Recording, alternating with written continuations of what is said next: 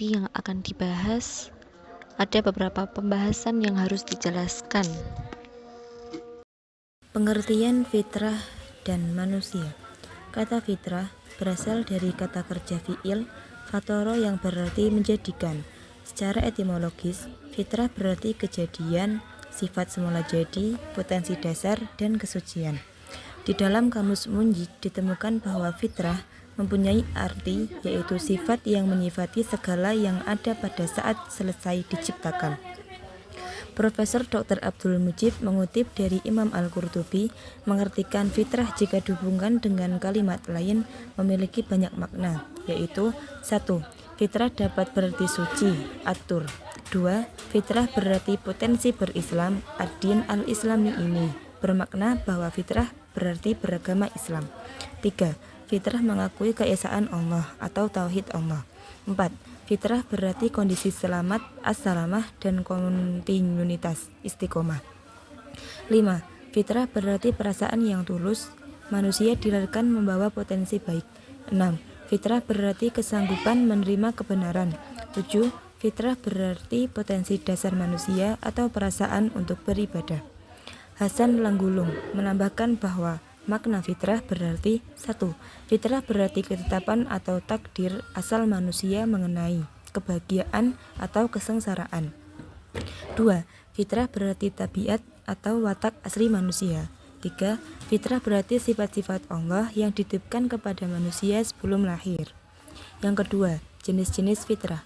Jenis-jenis fitrah yang pertama, fitrah agama, yaitu manusia sejak lahir mempunyai naluri atau insting yang beragama dan mengakui adanya zat Allah. B. Fitrah intelek, yaitu potensi bawaan manusia untuk memperoleh pengetahuan yang dapat membedakan mana yang baik dan mana yang buruk.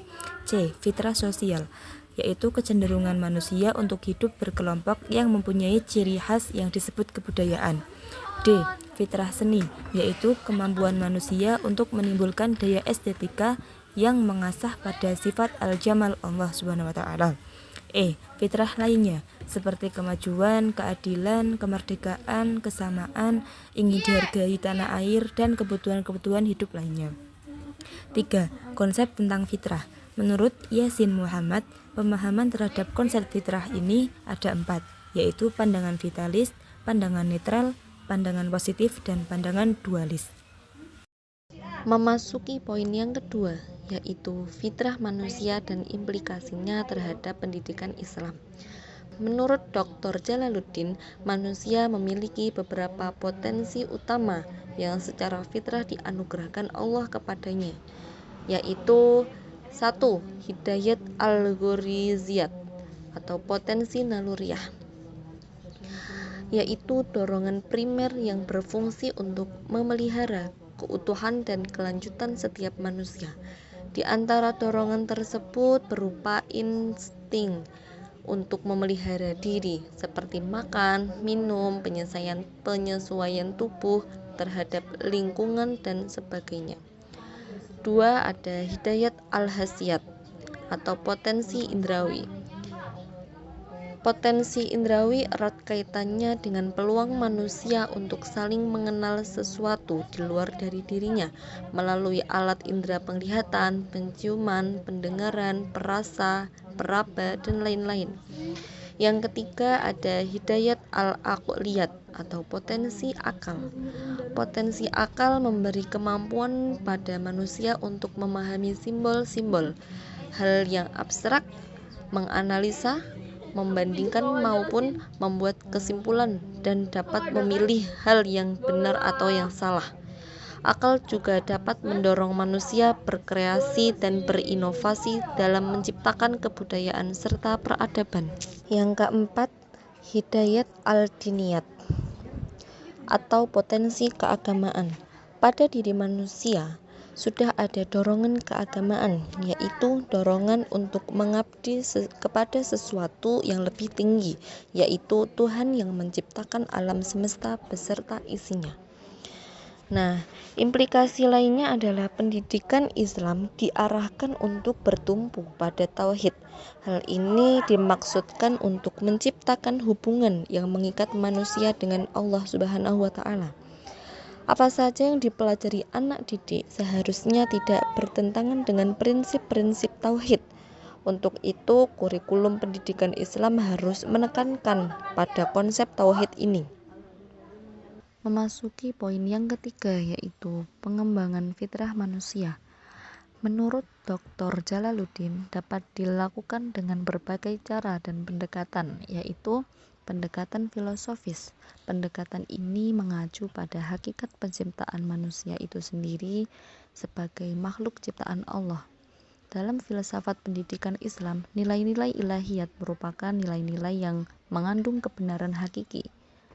Berdasarkan hal ini, pengembangan potensi manusia diarahkan untuk memenuhi jawaban yang mengacu pada permasalahan yang menyangkut pengabdian kepada Allah. Selanjutnya, ada pendekatan kronologi, yaitu pendekatan yang didasarkan atas proses perkembangan melalui tahapan-tahapan. Manusia dipandang sebagai makhluk yang evolutif, didasari bahwa manusia bukan makhluk siap jadi, yakni setelah lahir langsung menjadi dewasa. Manusia adalah makhluk yang berkembang secara evolusi, namun bukan dalam arti evolusi dari teori Darwin yang mengidentifikasikan manusia berasal dari genus yang sama dengan simpanse. Dalam hal ini adalah manusia sejak lahir menginjak dewasa, perkembangan manusia melalui periodisasi. Selanjutnya ada pengembangan fungsional. Setiap potensi yang dianugerahkan Allah kepada manusia tentunya diarahkan untuk dimanfaatkan. Tuhan sebagai pencipta mustahil menciptakan sesuatu tanpa tujuan, hingga terkesan mengadakan sesuatu yang sia-sia. Semua yang diciptakannya mempunyai tujuan, termasuk yang berkaitan dengan penciptaan potensi manusia. Melalui pendekatan fungsional, dimaksudkan bahwa pengembangan potensi manusia dilihat dalam kaitannya dengan fungsi-fungsi potensi itu masing-masing. Selanjutnya ada pendekatan sosial.